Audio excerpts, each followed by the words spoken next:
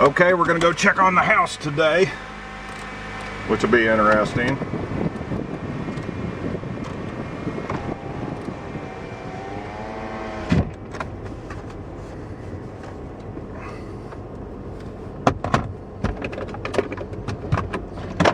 Okay, and I just want to talk about a few things here before I get on the road. I can't even say the word because YouTube is throttling anybody that says so that from the outbreak. So I'm trying not to say, but I just did. So basically the shit has hit the fan and the economy's getting ready to tank, and they just passed a stimulus bill, which I'm not in favor of at all. First off, I do want to make sure that camera don't fall over. First off, I do want to thank everybody that purchases AMSOIL, has bought a t-shirt from my merch shop, or watches my videos on YouTube.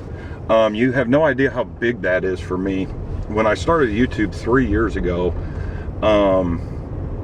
it was mainly to expand on my AMSOIL thing, and I just decided I was going to do it. I had some things really happen in my life that really,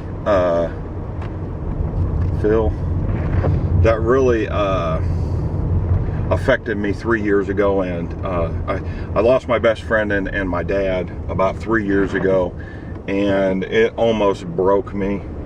And it was to the point where I'm a contract janitor, and I was in a facility that I couldn't leave because I thought it was more important to clean the facility than it was to take off of work, which isn't my fault, and I don't really regret it, but you know, that's just part of life on how it works. Some things fell into place where I had to be at work, but it wasn't really my fault that I had to be at work because other people weren't doing their job. And I'm not really passing the blame on other people, but other people should have done their job and taken care of the situation before it happened. But the virus has hit, and I'm not going to preach too much here about it, but everything is being affected. And I went in about a week ago when the virus had hit.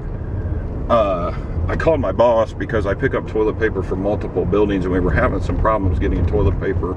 I picked up one day 700 rolls of toilet paper. It took them a week and a half to get the paper, but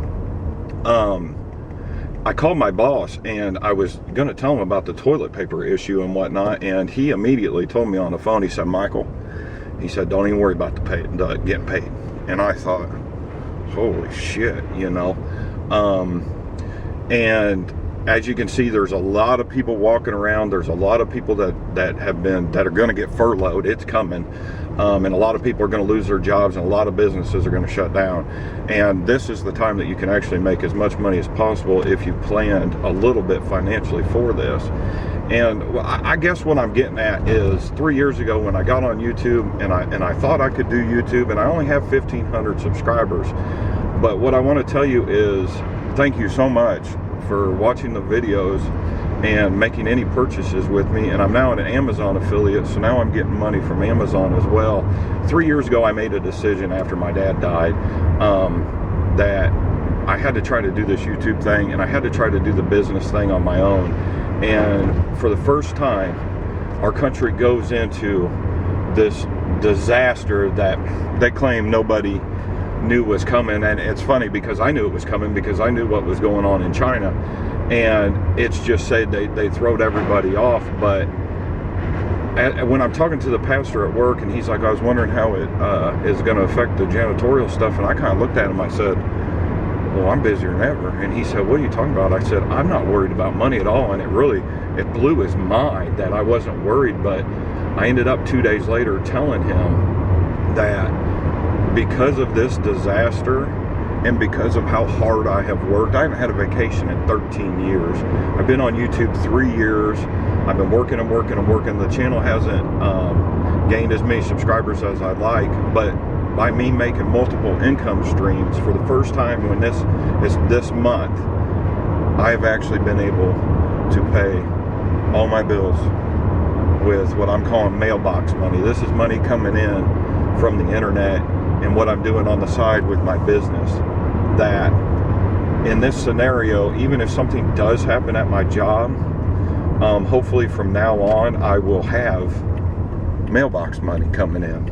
I've got multiple income streams coming in, and I'm on some country ass roads is why I'm doing this. And there were a couple things that happened 3 years ago. One, I was cleaning a CEO's office, and I'm not really supposed to talk about this, and he had hit a hole-in-one, and he had a big thing. It's a big deal when you hit a hole-in-one, and I'm cleaning it, dusting it and stuff, and I look at the names on the plaque, and there's somebody's name on there that I know.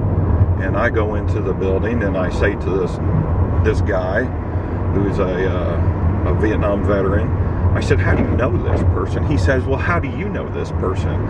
I said, and that's when I really started talking to this guy who is very successful and wealthy. And I came in one day, I didn't ask him any other questions. I said, do you have multiple income streams? He said, Michael, you have to have multiple income streams. And I said, okay, I understand that. So then my dad dies, and one of the head people of the agency had enough nerve to pull me into their office and talk to me about it. And the next day, I didn't pursue it too much because I knew how busy he was, but he asked me if I ever had sat down and wrote stuff down. And I said, no. He said, well, where do you want to be in 5 years? I said, I have no idea. And that started that, and come to find out that this other person that pulled me into their office and had enough nerve to sit me down because he seen potential or something, he taught me to write stuff down. And since then, I've read so many books, and you have to write stuff down. Every wealthy person writes stuff down and where their vision is going to go. But if he would have never told me to write this stuff down, I never would have been able to do what I've done so far. And the only other thing I want to say before we get to the house here is that person that had me write that stuff down actually wrote me, oh, this guy in front of me is going to get me in an accident. This is the loudest Toyota, slowest, loudest Toyota I ever owned. Anyway, that person that had me write that stuff down is basically, he doesn't know it, but he's basically, I've turned back to some Christian stuff. And I actually don't go to a church, but I was raised in a church, and I kind of consider myself like a new Christian. Being a Christian's hard. There's so many rules.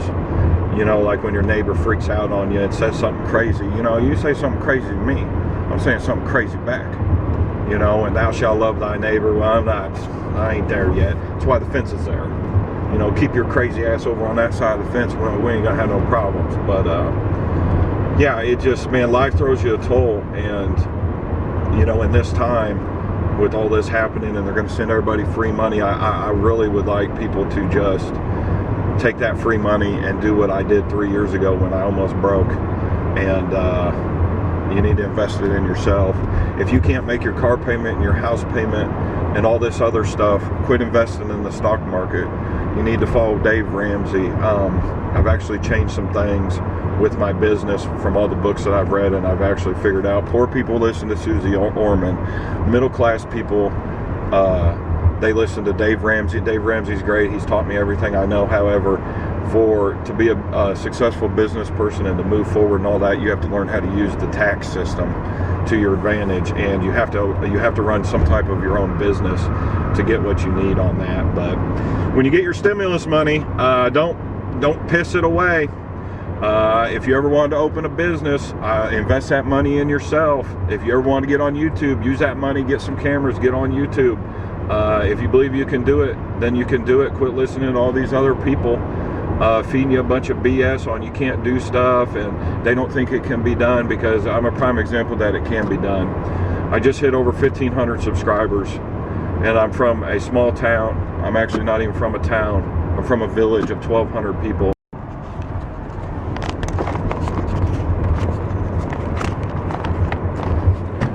Camera went off, and I'm from a town of 1,200 people, and I actually 13 years ago I had to stop hanging out with some of these people, and I literally quit hanging out with all of them and went off on my own to better myself. And now, since I'm on YouTube, it's a pretty big deal because with 1,500 subscribers, it's like where I'm from, the entire village is 1,200 people. I have more people watching me on YouTube and write to me on my videos than the small village that I'm from. So that's a pretty big deal to me. So yeah, we're gonna get into the house here, and hopefully you stay for the lecture. Okay, so I'm in the house, and this is actually looking like a house, so we'll just turn it around and I'll kind of show you. I mean, there's drywall up here. Unfortunately, all the lights have been ripped out, but this whole wall finally is getting some drywall work done. Oh my God, this is, oh, I'm so thankful for this. I haven't lived here in 3 months. Well, that looks interesting. Oh boy. Okay, so all the drywall, it's where the water heater is going to go on that wall there. Oh my God, I cannot wait to get moved back into this house.